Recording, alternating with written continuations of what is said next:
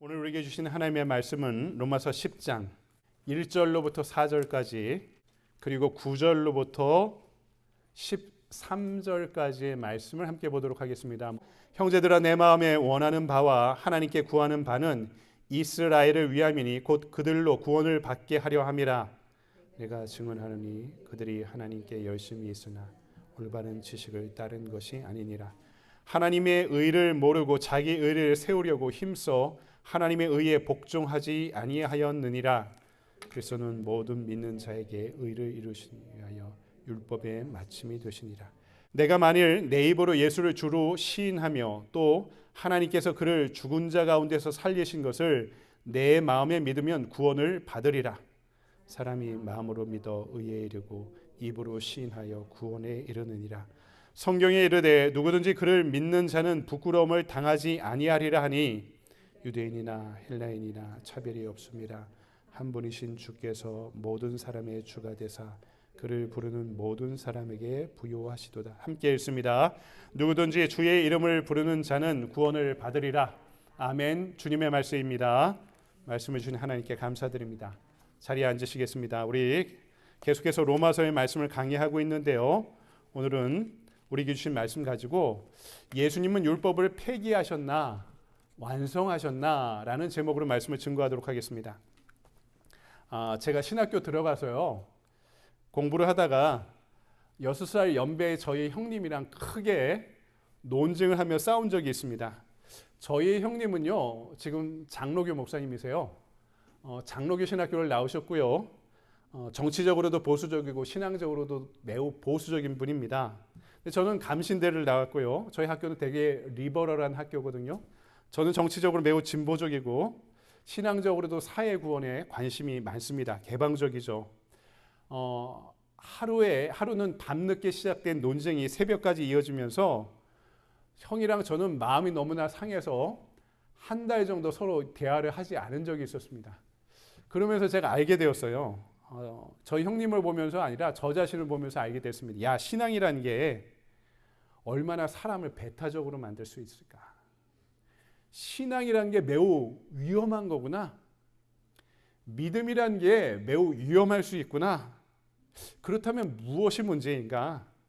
제가 믿는 신앙에 어떤 매우 중요한 것이 빠져 있다고 이렇게 느끼게 되었습니다. 오늘 무한 경쟁의 사회죠. 오늘 이 사회는 남을 이겨야지만 내가 살아갈 수 있는 생존의 논리가 지배하는 세상입니다.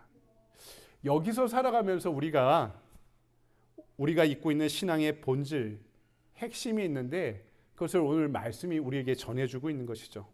오직 그것은 지식과 논쟁이 아니라 사랑만이 우리를 구원에 이르게 할 수 있다는 것입니다.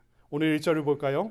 형제들아, 내 마음에 원하는 바와 하나님께 구하는 바는 이스라엘을 위함이니 곧 그들로 구원을 받게 하려 함이라. 이 유대인들, 동족들은요, 바울에게 매우 바울을 학대하고 괴롭히는, 바울의 선교를 방해하는 사람들이었습니다. 그리고 종국에는 바울을 죽음에 이르도록 만든 사람들도 바로 동족인 유대인들이었는데요. 지금 이방인의 사도로 임명받은 바울이 자신의 중요한 기도 제목이 무엇이냐? 바로 동족들, 이스라엘의 구원이다라고 자기를 그렇게 괴롭히고 방해하고 죽게 만든 사람들을 위해 사랑으로 기도하고 있다 고백하는 거죠. 그리고 그들을 향한 자신의 애통함과 사랑의 근원이 바로 예수 그리스도에게 있다라고 지금 바울이 고백하고 있는 것입니다. 먼저 오늘 말씀은요, 이스라엘이 실패한 이유가 뭔가? 그것이 잘못된 지식 때문이다라고 이야기합니다. 2절과 3절을 볼까요? 내가 증언하노니 그들이 하나님께 열심히 했으나 올바른 지식을 따른 것이 아니니라. 하나님의 의를 모르고 자기 의를 세우려고 힘써 하나님의 의에 복종하지 아니하였느니라. 이렇게 말씀합니다.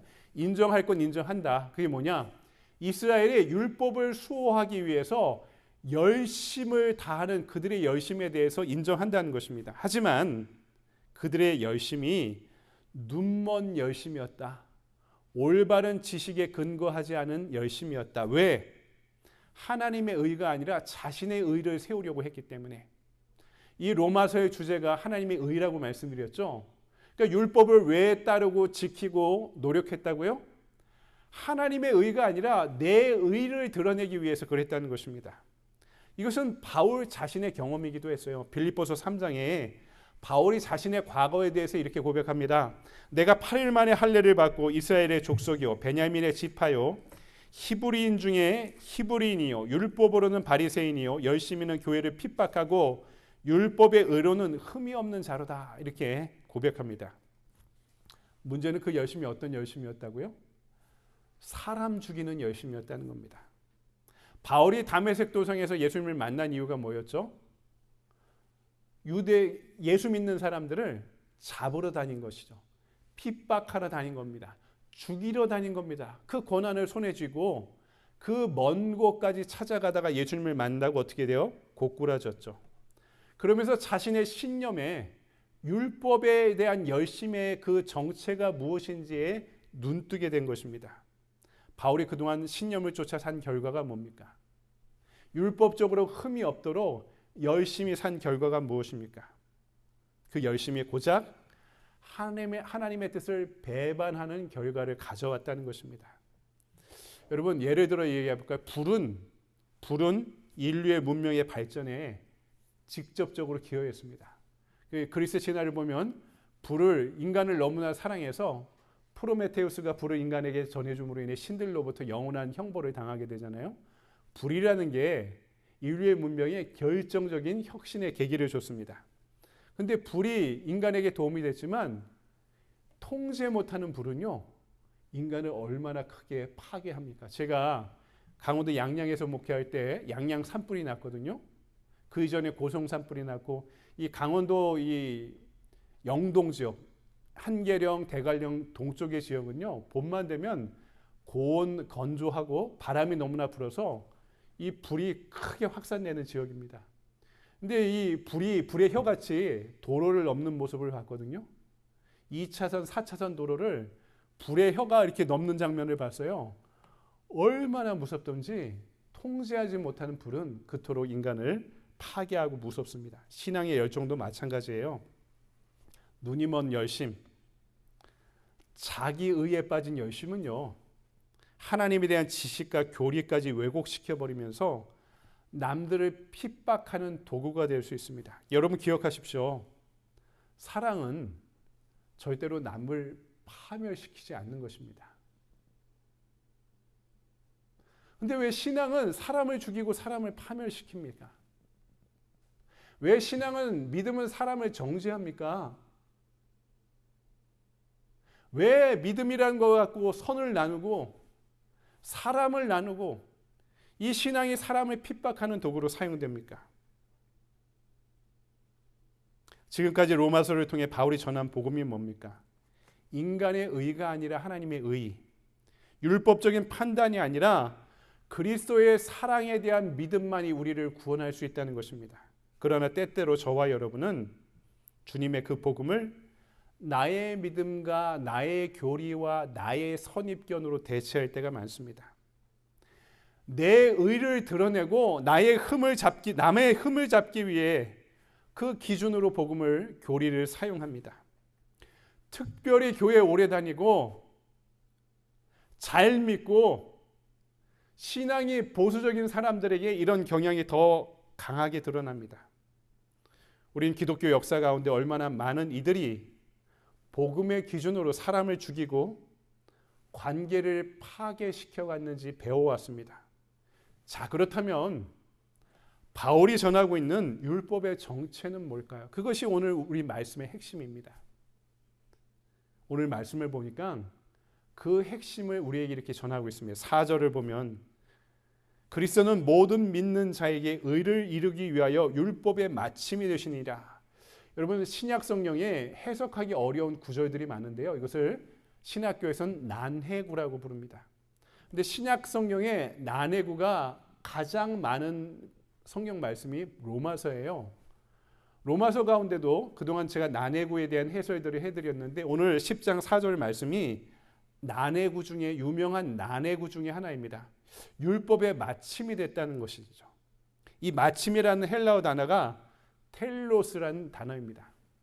근데 이 텔로스라는 단어가요, 서로 정반대의 두 가지 뜻을 함께 갖고 있는 단어예요. 하나는 폐기한다, 없애버린다는 뜻을 갖고 있고요. 또 하나는 완성한다라는 뜻을 갖고 있습니다. 전혀 반대의 단어잖아요. 폐기한다, 없애버린다라는 단어와 뜻과 완성시킨다, 끝까지 가서 완성시킨다라는 의미가 있어요. 자, 이 말씀을 율법과 관련되어 볼 때 폐기한다, 끝마치다라는 뜻이 된다면 그리스도는 율법을 어떻게 해요? 폐기하셨다, 끝장내셨다는 뜻이고요. 완성한다는 뜻은 뭡니까? 그렇다면 그리스도는 율법의 목표와 율법을 완성한 분이 된다는 정반대의 뜻이 됩니다. 다 한 단어가 두 가지 뜻으로 쓰이고 있어서 한편에서는 그리스도로 인해 율법이 완전히 끝장났다, 이런 뜻이 되어버린 거고요. 또 한편으로는 그리스도로 인해 율법이 온전히 완성되었다라는 뜻이 됩니다. 제가 대학원 가서 로마서 강의를 들으면서 이 말씀을 헬라어 본문을 갖고 하나하나 다 선생님과 함께 해석해 봤습니다. 주석을 보면 세계 신학계의 석학들도요, 지금 정반대의 양편으로 나눠져서 지금도 신학자들마저도 논쟁 중입니다. 근데 실제로 바울 서신을 보면 율법과 복음의 관계를 물로 칼 자르듯이 명확하게 드러내지 않습니다. 때로는 어떤 본문을 보면 바울이 율법 폐기론자처럼 보여요. 또 어떤 본문을 보면 율법을 옹호하듯이 매우 애매모호하게 표현할 때가 많습니다. 저는 이 본문을요, 그리고 바울 서신 전체를 읽다가 이 본문의 의미를 깨닫게 되었습니다. 지금까지 10수년 이상 로마서의 말씀을 연구하고 기도하고 묵상한 끝에 얻은 결론이고, 최근 주석서를 보면 최근의 연구 결과도 저의 결론과 같습니다. 그것은 뭐냐면 예수님은 율법을 완성하셨어요. 동시에 폐기하셨습니다. 이 두 가지 의미가 다 같이 사용되고 있는 거예요.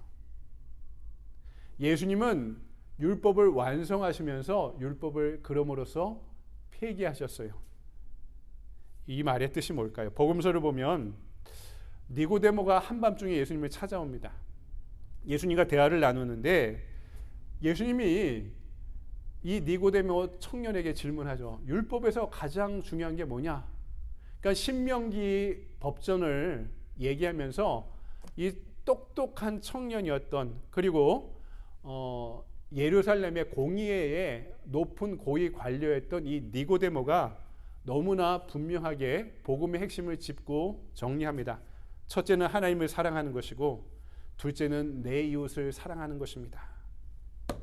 제대로 하네. 그러면 너희 이웃을 위해 너희 그 많은 재물을 다 내놓아라. 그러니까 니고데모가 근심에 쌓여 집으로 돌아갔다, 이렇게 말씀하고 있죠.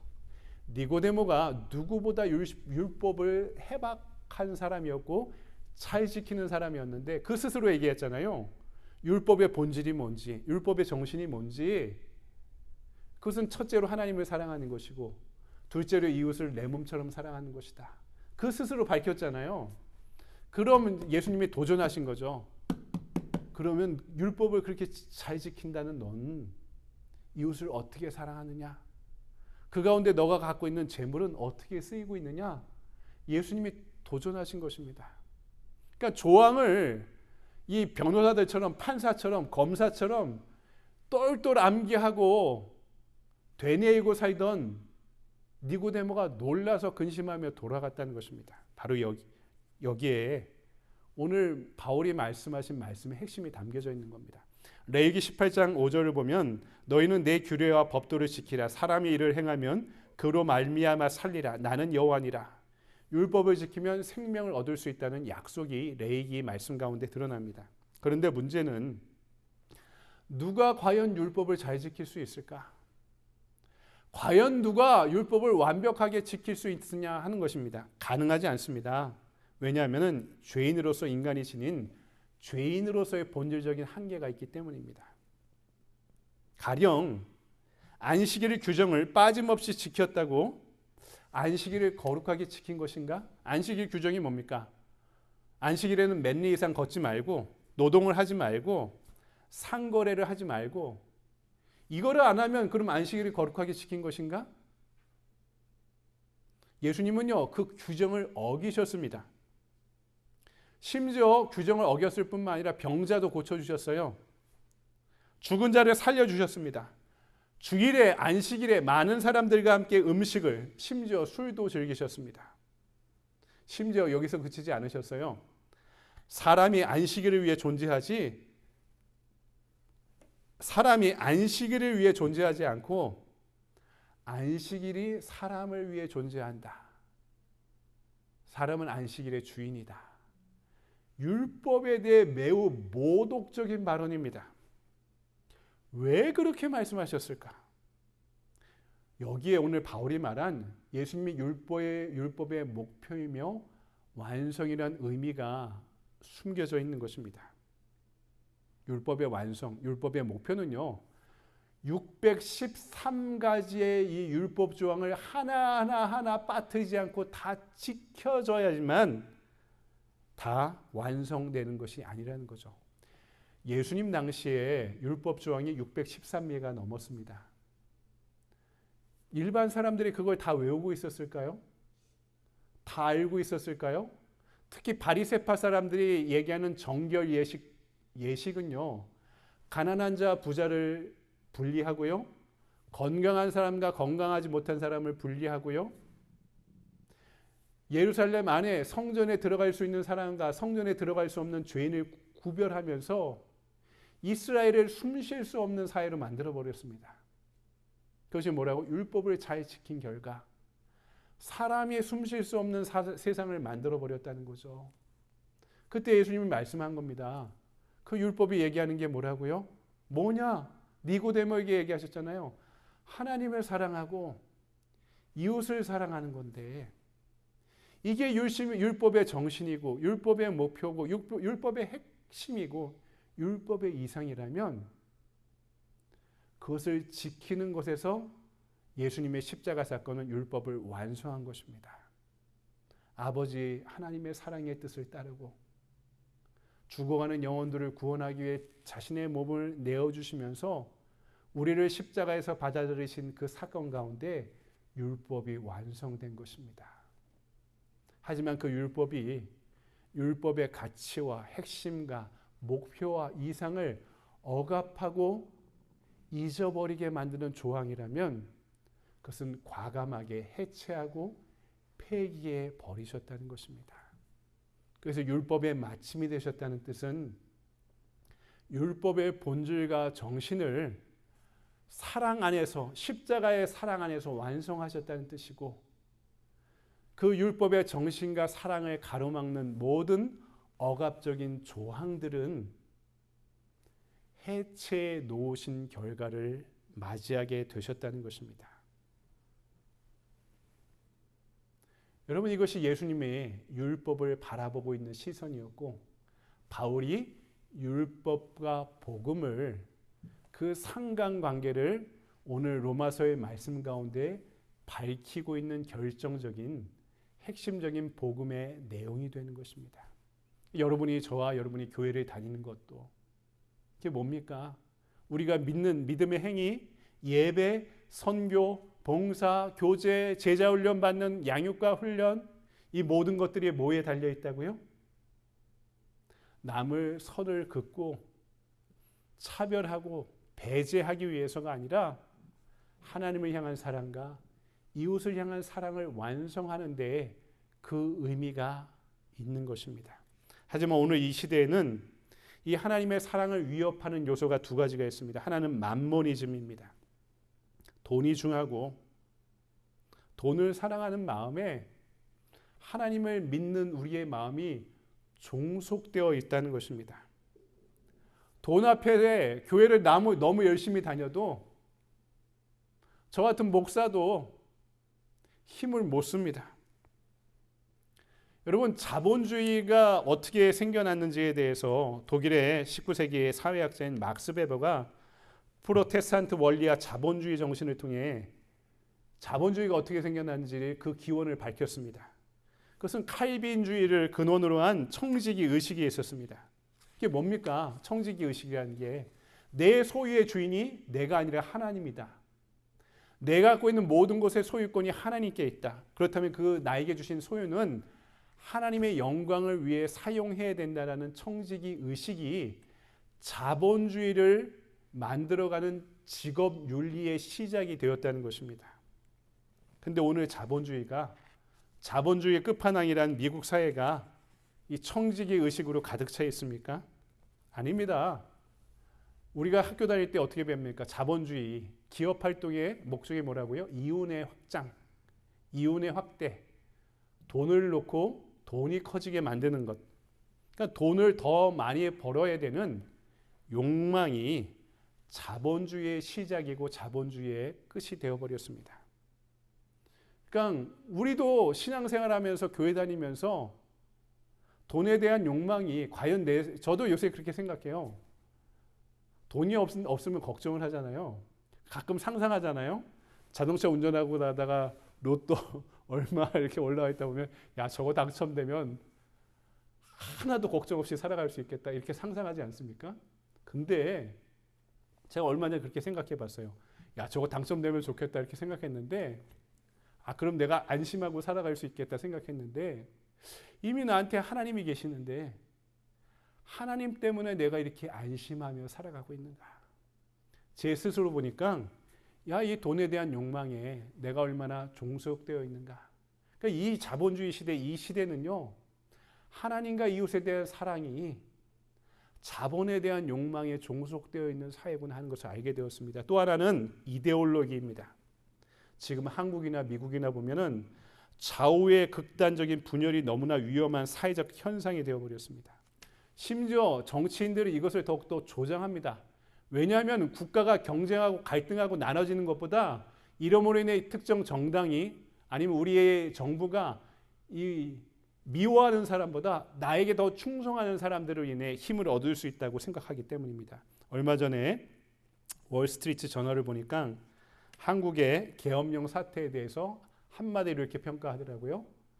특정 정당에 대한 충성도가 국가에 대한 충성도보다 높아서 생긴 불행한 사건이다 라고 이렇게 이야기하고 있는 것을 보았던 기억이 있습니다.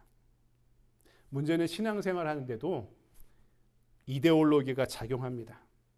좌파냐 우파냐 나의 이데올로기를 신앙과 동일시합니다. 그러면서 자신을 정당화하기 위해서 나와 다른 사람들을 악으로 규정하고 배제하려는 노력이 사회 가운데 힘을 얻어가고 있는 시대가 되었습니다. 이게 더 우려가 되는 점은 소위 극우라는 이름으로 힘을 얻는 이 사회적 현상이 기독교의 깃발 아래 모이고 있다는 점입니다. 오늘 말씀이 로마서의 말씀이 여러분 잘 생각해 보세요. 이 말씀이 진리가 분명하다는 믿음이 있다면은 우리가 이 시대에 대한 영적인 분별력을 가져야 됩니다.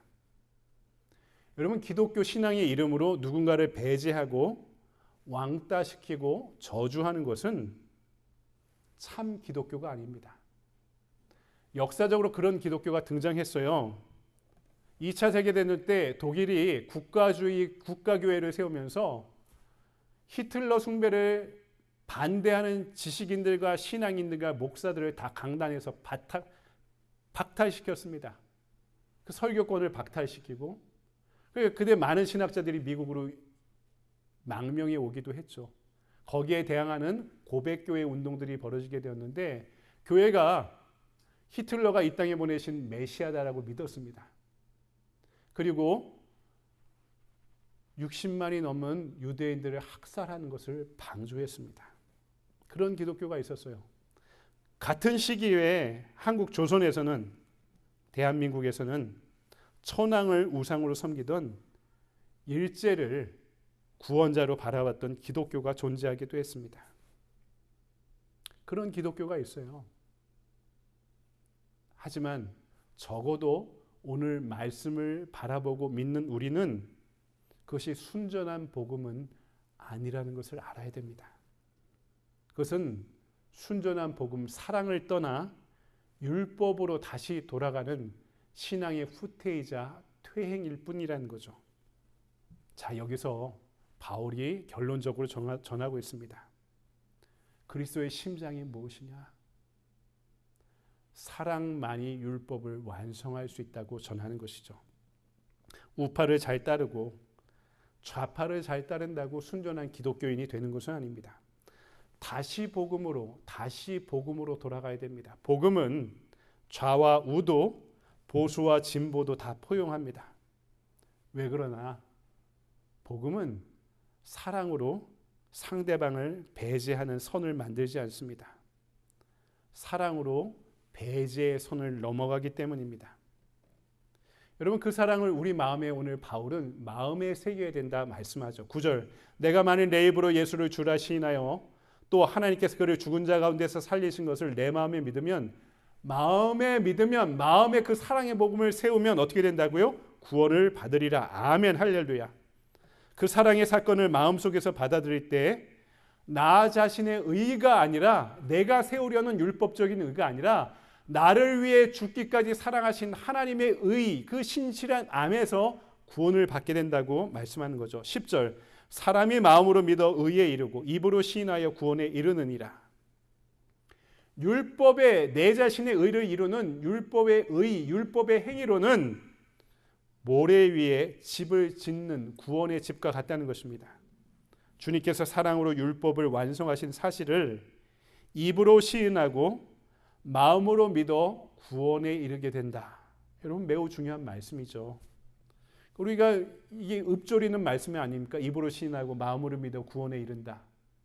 그 뒤에 또 복음 들고 산을 넘는 자들의 말씀이 아름답다 하는 이사야의 말씀을 인용하고 있죠. 그것을 믿으면 그것을 전하라는 것이죠.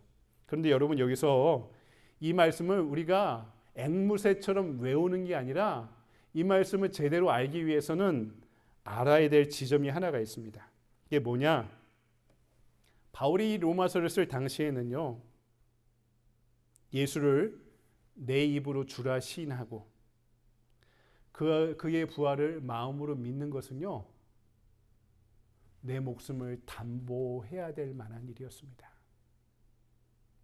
우리처럼 편하게 내 마음으로 믿어 입으로 신하고 마음으로 믿어 구원에 이른다, 이렇게 이걸 외워서 구원을 받는 게 아니라 어마어마한 박해가, 그 어마어마한 박해를 앞두고 있는 로마 교회 앞에서 바울이 전한 말씀은요, 입으로 시인하고 마음으로 예수 그리스도의 사랑을, 그 사랑의 사건, 사랑의 십자가와 사랑의 부활을 믿어 구원에 이른다는 것은요, 목숨을 내어 놓을 만한 고백이 되어야 된다는 것입니다. 여러분, 이 말씀을 우린 너무나 진지하게 묵상하고 받아들여야 됩니다. 여러분, 그렇죠. 결국에는 이 고백이 있으면 됩니다. 이 고백이 순전한 기독교, 순전한 복음, 건강한 교회를 지키는 기준이 되는 것이죠. 이 고백에는 구별이 없습니다.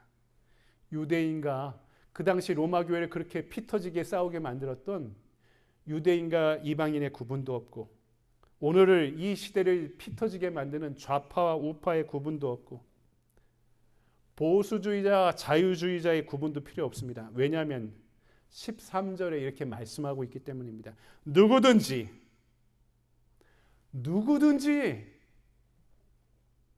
좌파나 우파냐, 보수주의자냐, 진보주의자냐, 누구를 선거 때 찍었냐, 이게 중요한 게 아니라, 이게 기독교가 아니라, 누구든지 주의 이름을 부르는 자는 구원을 받으리라. 누구든지. 그러니까 우리가 선을 만들어서는 안 돼요. 나와 다른 사람은 교회에 오면 안 돼. 나와 다른 사람은 사이를 좀먹는 무리야. 이렇게 생각해서는 안 된다는 거죠. 율법을 완성한 주님의 사랑은 오히려 그 배제와 차별의 선을 넘어서 그들까지 사랑하는 사랑이었기 때문입니다. 예레미야 20장 9절을 보면 예레미야 이런 고백을 합니다. 예레미야가 예언을 해도 동족들로부터 위협을 받아요. 예레미야의 딜레마가 있었습니다. 동족을 그토록 사랑하는데 그가 전해야 되는, 하나님께 받아 강제로 전해야 되는 예언은 뭐였다고요? 동족의 심판과 멸망이었습니다. 그러니까 동족들이 좋아하지 않죠. 목숨의 위협을 걷잖아요. 실제로 예레미야가 한 3년 정도 예언을 쉽니다. 아무것도 하지 않고 쉽니다. 그 쉬고 나서 20장 9절에 예레미야가 이렇게 고백합니다. 내가 다시는 여호와를 선포하지 아니하며 그의 이름으로 말하지 아니하리라 하면 나의 마음이 불붙는 것 같아서 골수에 사무치니 답답하여 나는 견딜 수 없나이다.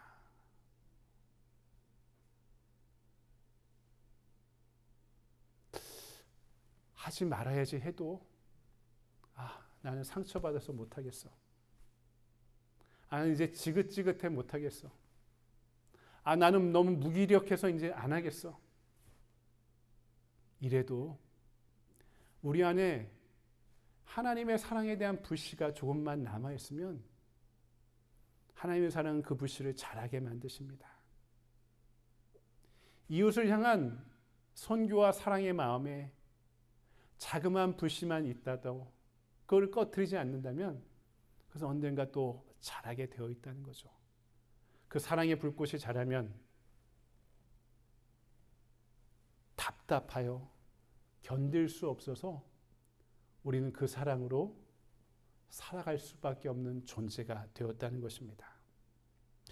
언제가 한국의 국민일보에 실린 안경선 목사님이라는 분의 기사를 읽은 적이 있습니다. 들어본 적이 있으신가요? 제가 신문사에서도 기자로 근무했었는데 한 면 전체가 다 실린 인터뷰 기사였습니다. 보통 면 전체가 실린 기사가 없거든요, 신문사에서. 근데 이분이 인터뷰를 처음부터 끝까지 꼼꼼히 읽어봤는데 목사가 되기로 결정했던 계기가 고등학교 때 여자친구 한번 만들어보자 하고 옛날에 교회를 연애당이라고 불렀잖아요. 교회에서 연애하는 게 자연스럽죠. 좋죠. 여자친구 한번 만들어보자 하고 교회를 찾아갔는데 교회에서 옛날에 저희 교회도 이런 거 찾아와서 방영하고 그랬거든요. 영상이 필름으로 돌리는 선교 영화, 옛날에 문화가 많지 않은 시대니까 교회에서 이런 거 틀어주고 전도 집회하고 그랬어요.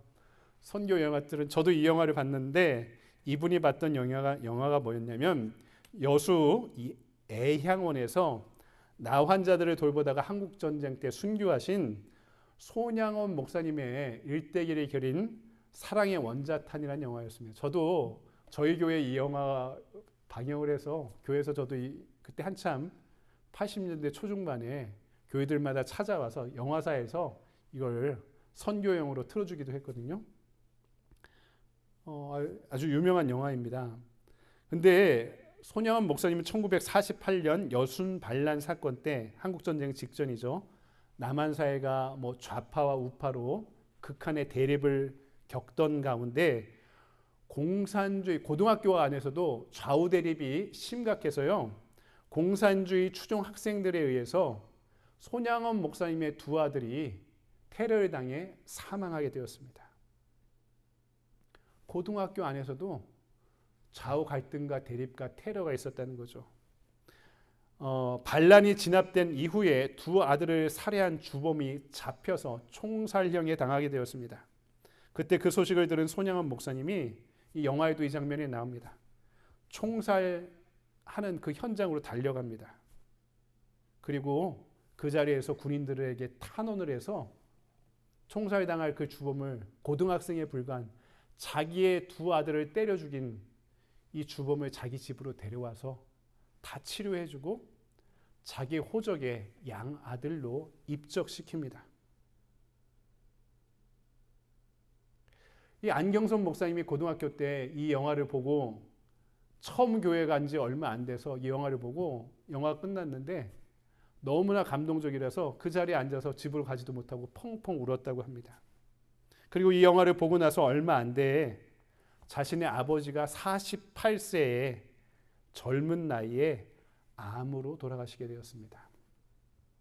어린 나이에 외아들이라서 어린 나이에 상주가 되었던 안 목사님은요, 아버지의 빈소를 지키다가 찾아오는 분도 많지 않았습니다. 어떤 분이 찾아와서 손에 한 책을 전달해 주고 가는데 이 책이 자기가 봤던 영화의 원작이었습니다. 사랑의 원자탄이라는 이 책을 처음부터 끝까지 읽다가 자기 친부 아버지의 비밀을 알게 되었습니다. 아버지가 바로 손양원 목사님의 두 아들을 살해하고 총살형에 처했다가 그의 손양원 목사님에 의해 구명되어 손 목사님의 양아들이 되었던 안재선 씨 본인이라는 것을 알게 되었다는 거죠. 한 번도 아버지가 얘기한 적이 없었는데 이 목사님의 아버지는요, 손 목사님이 공산군에 의해 피살되고 부산으로 피난왔다가 신학교를 다니게 되었습니다. 하지만 신학교를 다니다가 사람을 죽인 내가 어떻게 목사가 돼 목회를 할 수 있을까라는 이 주홍글씨의 낙인에, 스스로 만든 주홍글씨의 죄책감과 낙인에 시달리다가 신학을 그만두고 전쟁 이후에 자신의 고향으로 돌아가서 메카닉, 자동차 정비공을 하면서 돌아가시기 전까지 다니셨고 살으셨고 평생 그 다음부터 교회를 다니지 않는 불신자가 되었던 거죠. 평소 아들이 교회 다니는 것을 못마땅하게 여겼던 아버지의 마지막 유언이 이랬습니다. 너는 꼭 신학교 가서 목사가 되어라 라는 것이 아버지의 마지막 유언이었다고 합니다. 지금도 그 인터뷰에 보면은 안 목사님은 원수였던 자신의 아버지 이 안재선 씨를 양아들로 삼았던 손양원 목사님의 그 마음을 쫓으며 내가 목회하며 살아가고 있다라고 이야기하더라고요. 그것이 바로 예수님이 우리에게 보여주신 사랑임을 나는 믿고 있기 때문입니다 라고 대답하며 그분의 인터뷰를 마치고 있었습니다. 여러분 마지막으로 저를 한번 따라해 보십시오. 한번 따라해 보세요. 오직 그리스도의 사랑만이 율법을 완성합니다.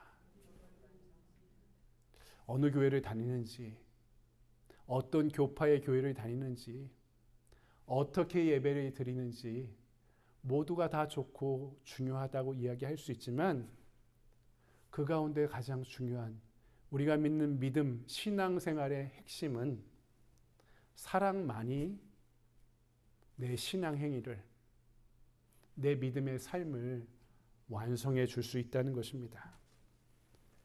여러분 이 진리가 오늘 예배드리고 있는 저와 여러분에게 어떻게 영향을 주고 있습니까? 사랑만이 율법을 완성한다.